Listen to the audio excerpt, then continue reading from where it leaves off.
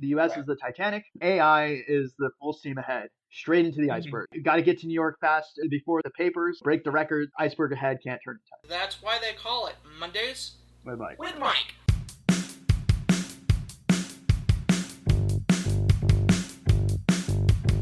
Mondays with Mike.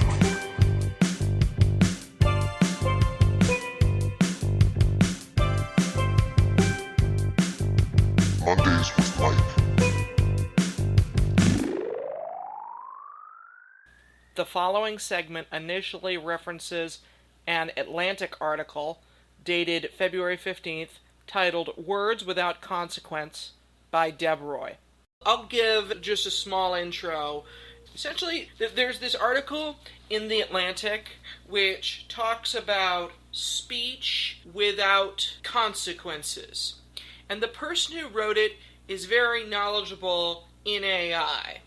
But I think that it's an example of a sort of catastrophization that we haven't really seen and we wouldn't necessarily see. But the person who wrote it is very knowledgeable, like AI scientist programmer, so knows about it, but I don't think really knows about the implications of language. So here's just a few passages that I underlined.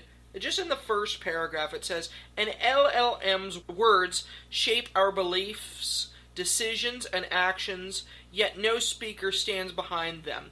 Yeah, to some degree.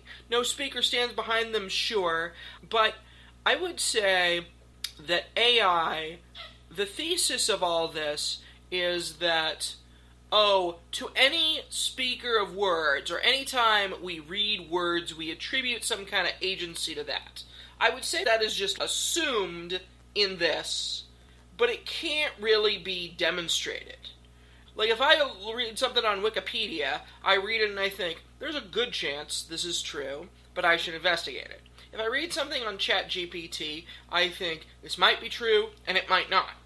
I think that the bent that this article takes is assuming people are going to be trusting, and they're going to have that trust violated over and over again. And I don't think so. I think people can be adults about AI spits out text, and we know that a speaker doesn't stand behind it. So it says some true things, which is the dynamic is already familiar for everyday users. A chatbot gets something wrong. When corrected, it apologizes and changes its answer. When corrected again, it apologizes again, sometimes reversing its position entirely. What unsettles users is not just that the system lacks beliefs, but that it keeps apologizing as if it had any. The words sound responsible, yet they are empty. It just says what unsettles users. Does it unsettle users? I don't think it should. I think we should just recognize AI for what it is, a smart hallucination machine, and go on from there and not get stuck in the mud about it. But what do you think about it?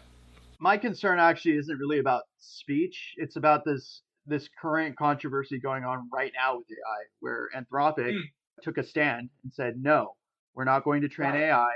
We're not going to remove the safeguards so that AI can target and kill people autonomously without any human input. It's not so much speech that I'm concerned about. That yes, I think that people can recognize that AI isn't real and that everything that is being told to it should be taken with a grain of salt. But the issue I have, and this came up when I was coaching on the LD topic of whether targeted killing is justified. For our listeners, LD means Lincoln Douglas debate. It's a one-on-one person debate format where you talk about values and the higher ideals that we have. And one of the topics was about the use of targeted killing and whether it's justified by governments. And one of the main arguments against the use of targeted killing is that AI makes mistakes. When AI makes mistakes for something that's permanent, like killing somebody because it's whatever it was using to determine was an appropriate target was factually incorrect for some element, it doesn't matter what the element was. It could be height, weight, eye color, hair color, gender. If it messes up in any one of those categories and then kills somebody, you can't unkill somebody, right? When dead is dead. And so words are one thing. That's whatever, right? The record can be corrected, but death is immutable, it's permanent. And so a technology that is as faulty and as unpredictable, meaning that it doesn't necessarily always adhere to an objective reality, poses a real risk to everybody. Because if it cannot adequately distinguish between friend and foe, you run into the same problem that you have with blue on blue of friendly fire accidents where people get killed, is that AI moves very fast. And if it's ever given the capacity to pull the trigger absent human intervention, then that is correct, that there is no real accountability of any kind other than the people who are so far out of the possibility of ever being actually reined in even a little bit that it's even laughable to discuss it. The only ones, if AI started to do that, who could possibly be blamed would be the ones who put that policy into place. And that level of power only exists for, I think, two people in the whole US government, which is the president and the head of the Department of Defense, the Secretary of Defense. There's all of two people in all of the government that can issue those kinds of commands at that level of telling a weapon to kill people. We're Yeah. seeing that play out with these boats, with the drug boats. There's only two or three, maybe three people. Some generals have limited war making authority within certain theaters of conflict, but it's limited. So, Yeah. and look, the only way that those two people would ever be held in check is if they were impeached and legally barred from office, right? And that would require Congress intervening. I am very skeptical that Congress is ever, at least in this administration, going to intervene on something like this. They're not right now with the drug boats. And so there are political reasons that they're just not going to impeach their almighty God emperor and his willing minion. That it would be the political apocalypse of them losing the next 10 elections if they just capitulated and lost their hold on power by admitting that mistakes were made and the mistakes were very egregious. In some respects, that politics is a game of perception, and if you constantly project this perception of strength and authority and will, how can you ever lose, right? If you're always winning. Sorry, I need to make sure that I'm being letting everyone know I'm being sarcastic about that particular statement. Yeah. That we are losing when, in pursuit of projecting that strength, people die, innocents die, mistakes do get made, and this in particular, putting AI into robots and drones and killing people using some obscure mercurial standards and sequences and algorithms is really scary because the problem is that these technologies move much faster than humans can perceive or react to. And there should always be limits on this kind of power. I don't care what argument there is for, oh, we need it for being able to compete militarily. Look, military action standards get set by the way that countries engage in their military. So if the U.S. leads the way by limiting how fast these technologies move, the other countries will follow suit, right? Because they set the tone, set the standard. That's what's scary is that the safeguards, the breaks that were in place for a long time seem to be slowly eroding.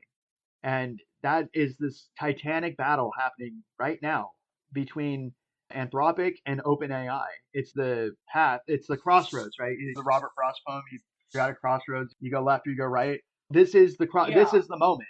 This is the crossroads.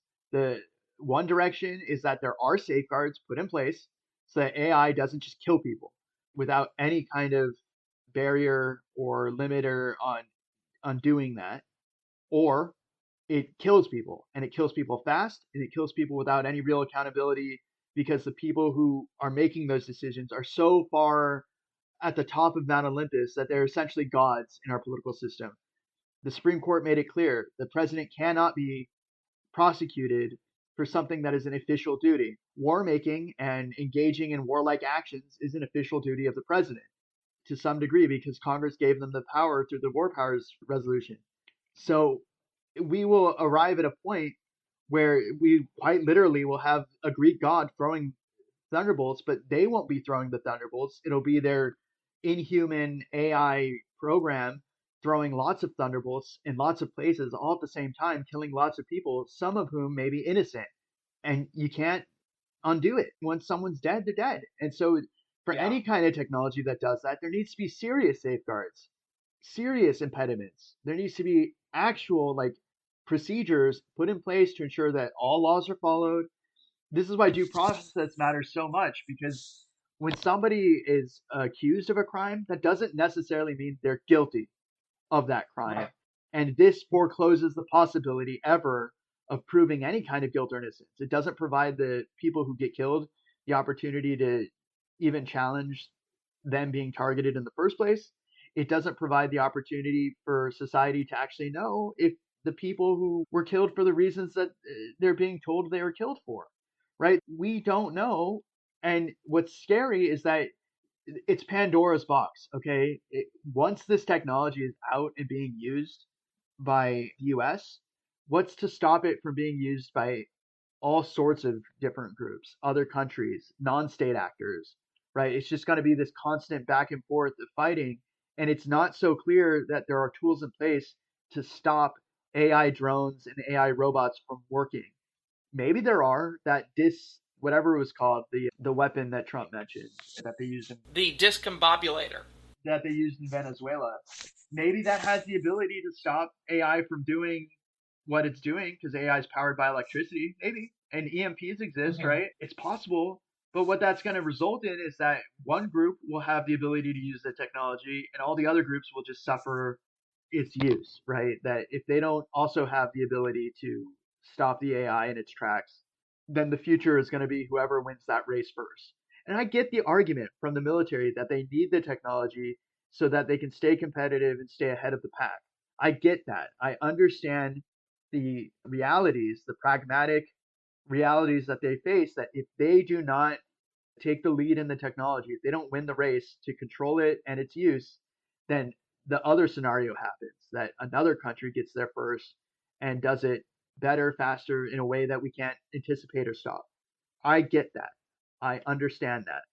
But there's still, this is the issue right now with all countries, with the nature of sovereignty entirely, is that how our countries and systems are situated is that there's like blobs of power, right? Blobs of violence, but it's legal violence. It's violence that's allowed because it's concentrated power created, given legitimacy by the recognition of the other concentrated power. The fear is if a non-state actor goes all Dr. Evil and starts putting laser beams on sharks' heads and stuff. Where it gets really scary is not being able to distinguish if it's done by a non-state actor or if it's done by a country, because the question is whether this technology can be masked and in such a way that it looks like it's being done by the US, for example, or it looks like it's being done by Russia, when in reality it's some other group trying to make it look that way. And yeah, that it just looks like we're on a train that's left the station and it's hurtling towards a cliff, that the bridge has gone out and they're not building the bridge back fast enough. Essentially, it's a recipe for disaster. And yeah, I understand the argument being made in the article about how it's speech without accountability, but I am way more concerned about action without consequence, or action without accountability. Fair enough. So, what I'm hearing from you is people might react a certain way to the words of AI. It might, or it might not, degrade communication norms, but what is of far greater consequence is whether it is put into weapon systems. So in other words, this might do something, but who knows? Do we really even have time to study that before we might be confronted with a Skynet-esque scenario? Am I hearing you right? Yeah, blood, sweat, and tears.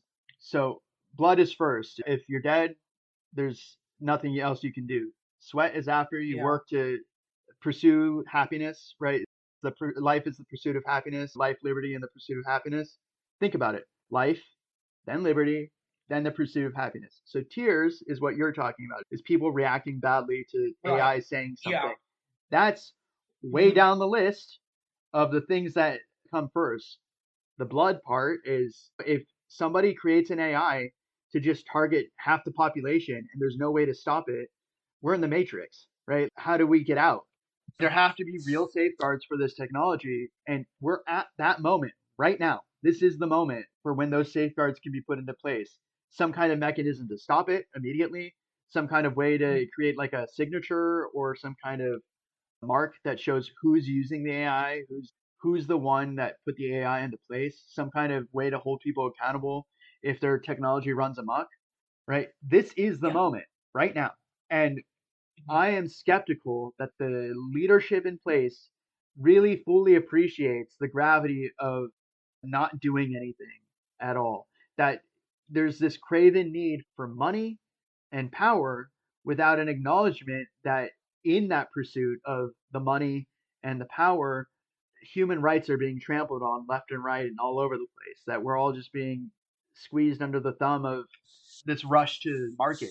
It's terrifying, right? If you remove all the safeguards for putting this technology in place, and this technology has the capacity of inflicting great harm, it's like the 9/11 Commission said, it was a failure of imagination, that they hadn't imagined that a technology like planes, commercial aviation, would be used in the way that the planes are used.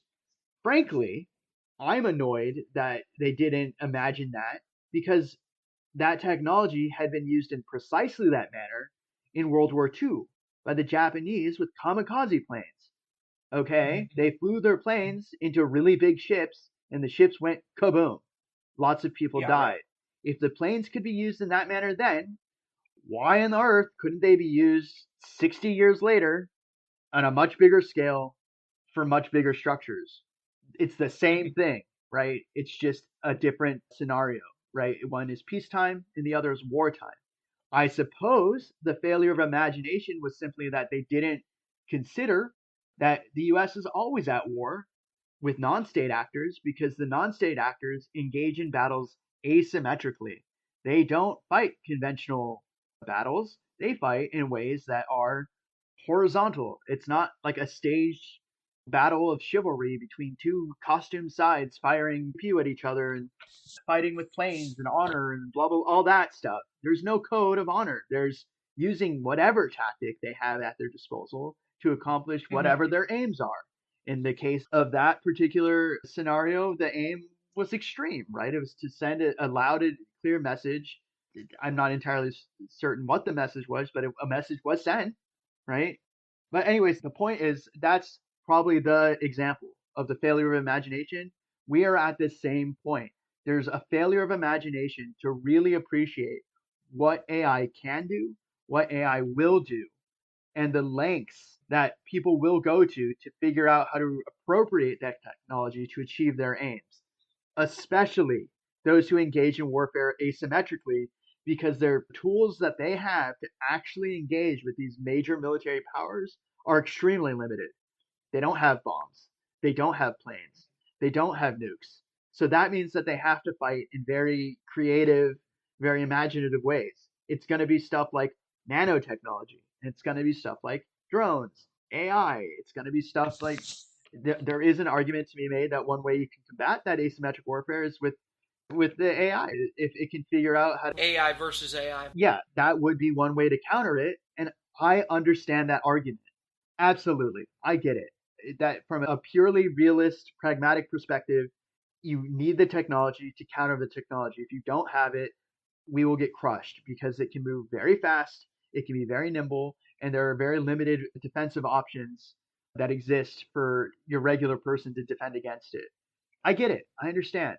But there are still very real moral and ethical questions about its use and its application, and those questions don't appear to be being asked right now by those in power. That there's a real push to just move full steam ahead, straight into the iceberg. Right. You got to get to New York fast before the papers break the records. Iceberg ahead, can't turn in time. If the U.S. is the Titanic, AI is the full steam ahead. Instead of being careful and deliberate, we're just opening the floodgates. And the next 10 years or however many years, it's going to look completely chaotic. I'll be back. Do you want to talk about Hillary's testimony. For one thing, did you read Bill's testimony? Did you see Bill's testimony? I Is it saw out? his statement. I don't think the full testimony has actually been released for the deposition. My understanding is they have to go and read over every line and then release it as a committee. I don't think that's actually happened yet for the transcript or I don't know if they even videotaped it.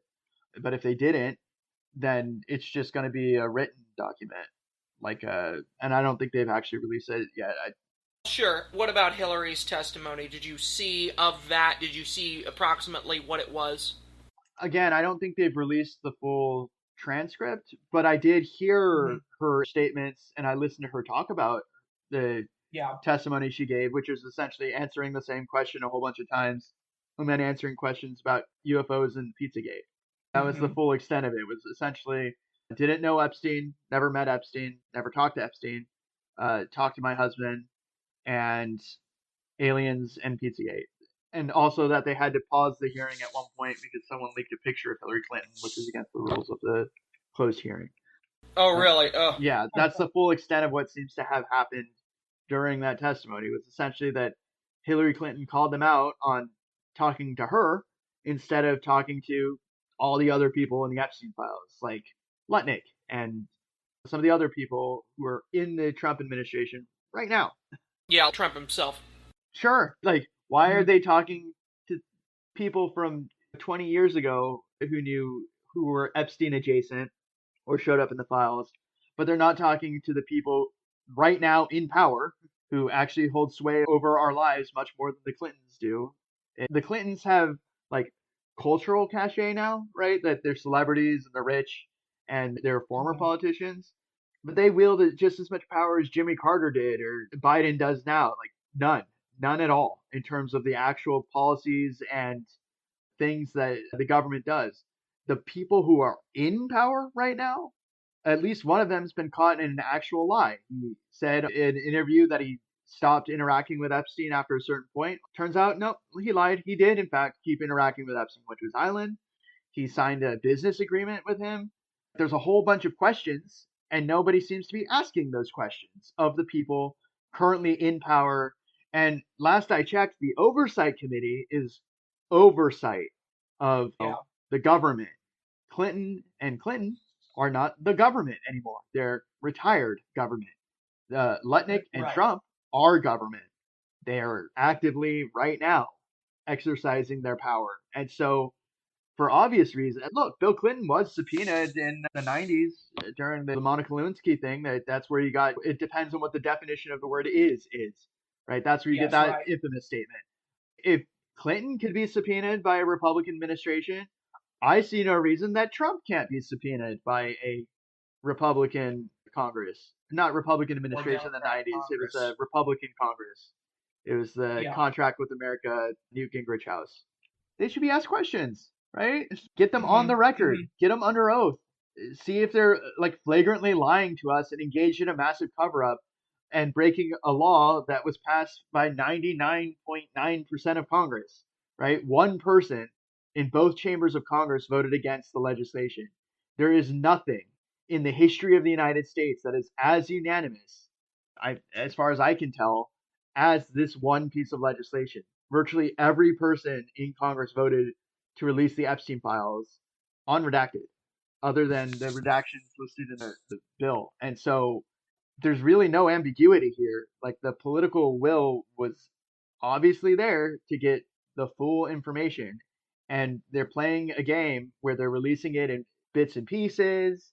Some of the stuff's already redacted when they get it, but it's already redacted from a part of from an agency of the government that was supposed to unredact when it sent the files. It's one hand's not talking to the other hand, going, oh, hello, hand, I haven't talked to the other side of the body. It's like both of them were supposed to unredact everything. There shouldn't have been any unredacted or any redacted stuff sent to Congress that should have been unredacted. And so it's really bizarre. Someone didn't do their job according to the written text of the law, and nobody's holding them in any way, shape, or form in Congress to account. Like, why hasn't this happened? Why aren't you doing it? They're not even asking any kind of like actual scrutiny or substantive questions of these people, and it's bizarre. It's kind of W would say, the right hand's got to know what the left hand is doing. Yeah. Look, if you listen to members of Congress who looked at these files that they were supposedly were allowed to look at that were unredacted, and that some were redacted when they were sent to the DOJ from the FBI, is what they said. The FBI is under the auspices of the DOJ. They're subordinate to the DOJ, right? Like they have to listen to the commands and the dictates, the orders of the Attorney General on down, and the higher echelon at the Department of Justice. And so that means that there wasn't any effort made on the part of the DOJ leadership to actually tell the FBI, hey, unredact these files before you send them to us, which tells me they're dragging their feet, that there's a huge cover up going on of something. And I think the Democrats ferreted it out. What one of the things that's being covered up is that testimony, the one who was interviewed a bunch of times, and they only showed the evidence of the fact that she was not the actual notes of the interviews, which is clearly something that's being covered up. That if they have evidence that notes were created, like in person speaking notes, and that there's a transcript of somebody writing those notes and keeping a record, and then they didn't release those with the files, it means that they covered that up. And the question is why? And that's a question that Congress, in its truth seeking capacity, because it has the subpoena power, could find an answer to if they actually tried. It's not clear that they're going to find any more information about Epstein from the Clintons, that whatever information there is to be found is already in the files or is what they're saying. But if the testimony does create a political pressure on the part of the oversight committee to actually do their job and bring in some of these cabinet officials or some of the people in the administration and the DOJ and actually ask them serious questions like, what are you actually doing to unredact these documents or to actually comply with the law? That's a win of sorts, right? Because it creates an opportunity for the Democrats on the committee to say, look, you brought in the Clintons, so now we should bring in Lutnick and bring in all these other people. It's only fair.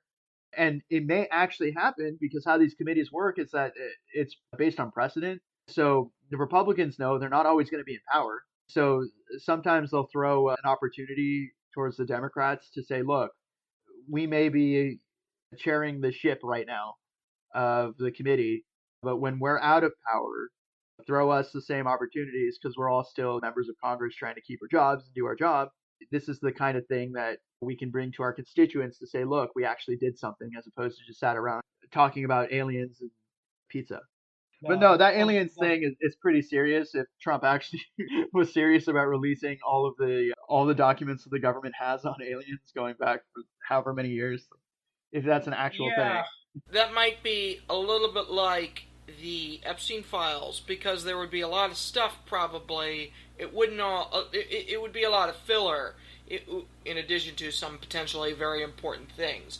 I don't know though, because Trump just came out and said it. So when he was asked by a journalist about Obama saying that aliens are real, Trump's first response was, "Oh, he said he shouldn't have done that. That was classified information." Whoa, wait a second. Whoa, dude. If something's classified and you admit to the fact that it exists as classified information, right? So yeah, no, I was like, whoa, what you doing? They should be sure, if they release the files about aliens, to redact the email addresses of the aliens. Yeah, or the passwords to their FedEx account. That was crazy. Where someone found the password to the Epstein's FedEx account that was still active after he died. And it was like, why is this still active? What's going on there? But it was just crazy. Someone figured out how to get access to it. It's like, I don't get it. Okay, they have thousands of lawyers. They have the ability to hire more. There's no real impediment for them doing that, other than they just didn't want to hire enough lawyers, because then it would have. One theory I have running is that the incompetence is actually on purpose to mask the real juicy stuff in the files. That if it looks flagrantly incompetent, then what people do is they latch on to the incompetent stuff, the mistakes, the names that were published, the things that were like, why is this here? Or that list that they published of like the politically impacted people, including Elvis and Janis Joplin, and I think it was Michael Jackson, like all these dead people who were only tangentially mentioned in the files. The incompetence is there to mask the hidden stuff that people have to ferret out, like that mention of in one file of the 4 interviews that were done of that one witness or that one victim, alleged victim, that wasn't included in the actual files of the notes and the actual transcript. And where is it? Why is it hiding? Who's hiding it? And how did they make that decision? So the incompetence is either on purpose or it's not, and it's not clear to me which is the worst. If they're incompetent just because they're incompetent, okay, that sucks. That's par for the course for some government things that happen, and sometimes it's not always the best outcome. Oh, but if the incompetence is on purpose, then that doesn't bode well for us getting the actual truth of these Epstein files for the next 2 or 3 years. But the thing is, the law doesn't actually have an expiration date, so the next administration may be more amenable to actually releasing the redacted stuff by unredacting it. It's only if the Trump administration just latches onto power and never leaves, which they could if they shut down the midterm elections and they stop elections. There was no time in U.S. history, even during the World Wars, that they actually stopped any elections. They always had elections. right. They always did it on time. There was always a transfer of power. Even during the Civil War, they had elections. So it would be unprecedented, right? If we actually got to a point where the elections just don't happen. Or the other alternative is the elections do happen, but the results are called into question and it's in court for a year and a half or something. And it goes up to the Supreme Court, similar to what happened with Bush v. Gore. That could happen. I could see a scenario where that happens. And then the question becomes, is the Supreme Court in the tank for, are they going to actually call out the Trump administration for shenanigans, or are they just going to rubber stamp? That will be the big test. For tariffs, they didn't. They said no. That was the big news this month. Trump tried to impose tariffs through IEEPA. Supreme Court said tariffs aren't included anywhere in the law textually. You're not allowed to do this. No. And then so Trump's like, okay, I'll just impose tariffs some other way. But at least in that respect, he acknowledged that the Supreme Court ruled he couldn't impose tariffs in that way, and that they're going to not impose tariffs in that way anymore. That's something. Right. That's better than nothing. That's the one shining moment of the Supreme Court where they're actually saying no in unequivocal terms, not maybe, not it could be, or you have the power. No, it's not your power. You cannot do it. That's the silver lining of the current situation. It's not all bad. This story is extremely bizarre. One thing I fully expect from Hillary Clinton is that she'll give interviews and talk about this. Of if anybody from the committee tries to say that she said something she didn't say or implied something that she didn't imply, that she'll call them out in the media, in interviews, that she'll use her platform and her power as a celebrity to say unequivocally, look, I'm not the one. Somebody else. Go talk to those people. And she can exert a kind of pressure in our current political environment and media landscape that most people could only dream of, right? She says something to somebody, it gets heard by millions by virtue of being a former presidential candidate, first lady, secretary of state. Like, she's famous, senator. She's famous. She's rich. And they're trying to make her life uncomfortable. And she knows all the levers of power to make their lives more complicated by having the people on the committee answer questions about what the heck they're doing with their time and their jobs. Why are they wasting resources on talking to her when they should be talking to Lutnick, Trump, Melania, all the people who were around Epstein, who knew Epstein at the time, who were contemporaries of Epstein, who went on his plane, who went to his parties, who made money with him? Why aren't they talking to those people? Those people are still out and about. They're still walking around. They talked to Les Wexner, but then nobody showed up. I listened to that was a crazy. If you want to listen to, is that the guy who just kept telling stories and his lawyer swore at him, although quietly? Yes, and it got caught on camera. He said some. Yeah, I was thinking to myself, he has been going around in circles, and it is a testimony. It is to be taken seriously. Yeah. I know he's in his 80s, but to a degree, you gotta focus. So it was like a 4-hour deposition, but there were about 10 minutes where he just started naming names. He went through a list of, I think it was 10 or 12 names of just people that needed to be asked questions and who were friends of Epstein that he knew of and who haven't been asked questions or given any real scrutiny so far to the degree that he has. And that I found was fascinating. Maybe because he's just so old, he just doesn't care as much anymore. Because I'm trying to figure it out why he was just so open about it and not cagey at all. It just started name dropping a whole bunch of people. And we'll see if the Republicans are actually serious about getting to the truth of whatever this is if they start subpoenaing those people. And it's a handful of very rich, very powerful people. And we'll see if they're actually serious of getting to the truth of what this is if they talk to any of those people. Because they asked the question, the Republican staffers were there, right? The employees of the committee for the Republicans were there. They were asking some of the questions. They were running the whole deposition. Who knows, right? Because these Republicans do have constituencies that demand very similar things in regards to the Epstein files in particular, that they want to get to the truth of whatever it is that happened and hold more than just Epstein and Ghislaine Maxwell accountable, that there were more people involved and that those people, allegedly, those people needed to be held to account. So there's that guy in France who got thrown in prison, then he died in prison. Now there's all that stuff in the UK. They arrested Andrew and they arrested, I think his name's Mandelson. Yeah, Peter Mandelson. Yeah. Those are high profile, powerful people. The brother of the king and the former UK ambassador to the US. Both of them just got arrested. They're sitting in a cell right now, or they're out on bond or whatever. I don't know exactly how the system in the UK works, but something happened there that they're actually being held accountable. Where are our arrests in the United States? Where are the people being brought up on charges from a grand jury or being heavily scrutinized for their interactions with a convicted predator? Like, what is going on there? And I guess more than anything else, maybe money is the only currency that matters in the United States these days. I'm curious if anybody is held accountable to any degree, if they're not going to just pursue a pardon from Trump, if they actually face any kind of real consequence, because he's certainly shown a willingness to pardon people. There's no real impediment there. Oh, there's no real tool from Congress to stop a pardon once it's been issued. That once somebody's been pardoned, you can't, I think it's because of double jeopardy, you can't really convict them of the same thing again if they receive a pardon. PJs at airports. So, Tampa International Airport tweeted that pajamas were no longer allowed for people flying at Tampa Airport. Now, on the one hand, first of all, I don't know if a tweet is binding.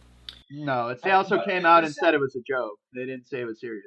Oh, it's a joke. Okay, it was a joke. They fooled me. They were trying to send a message about, they were trying to encourage people to dress more professionally and be more respectful. But my understanding, because I read into it, the article about it. My understanding is that it was essentially like tongue in cheek. They're saying we're considering doing this, but it wasn't actually a thing they're doing. Because it would be a free speech thing, right? They're a government entity trying to prohibit people from free expression by wearing, like, pajamas, a very broad term, right? So what constitutes pajamas? Does that mean sweatpants? Does that mean a sweatshirt? What are they talking about? And they would have to get into the nitty gritty of creating a dress code. I don't think it would actually fly, right? There's people who would make a real ruckus if they were told they can't be comfortable while sitting in a flying box thousands of feet in the air. That can be very uncomfortable because airlines have moved away from comfort and more towards capacity. And so they've narrowed the leg space. And have you seen those crazy designs where they have like people standing like sardines next to each other in these little boxes? There's all these like weird ideas that have been floated for how to improve the amount of people flying on planes, but they look extraordinarily uncomfortable. And if pajamas help to lessen that discomfort, I think consumers are going to wear pajamas if they're allowed to. Sure. Yeah, that makes sense. What about not from a legal perspective, but more from a, hey, people used to dress up to go to the grocery store. What do you think of that meme? So, what I think for that one is that in the past when that happened, people's social capital and their interactions were heavily dependent on in-person communication interaction. Your reputation followed you for when you were, if you wanted a job, if you wanted to go to church, you wanted a relationship, how people perceived you and how professionally you engaged with the world was very serious for social capital. But in our current digital age where you can use anonymity and still make money. You can hide behind a computer for the entirety of your life if you want and work remotely. People are less invested in that social capital aspect of human interaction. So it's not shame isn't so much of a motivator anymore when people can just hide. So that means that people focus now more on their own comfort instead of playing that game of making sure that you didn't get talked about as like the slob because there were social how do I explain it? There were real social pressures to not be viewed as a vagrant or as homeless or as an undesirable in society. But now those social pressures that would limit or gatekeep people's ability to get a job, have a relationship, have a stable life, Right. not be hounded by the cops, to not be chased out of their communities for being weirdos. Huh. That pressure doesn't exist as much, if at all, Mhm. anymore. That's the big Right. difference I see in our current environment is that there was a time where people were regarded as that there was like an expectation of normality. I'm trying to think of how to explain this, where if somebody was viewed as too weird or too outside of the norm, they'd get shunned, and they get shunned in pretty egregious ways. They get thrown in a mental asylum. They get not hired. They would be ostracized by their communities and chased out and told to go, live somewhere else or go. People would have to get jobs working in abroad or in the Navy or Merchant Marine or go join the Foreign Legion or something. There are real social pressures to keep people in line.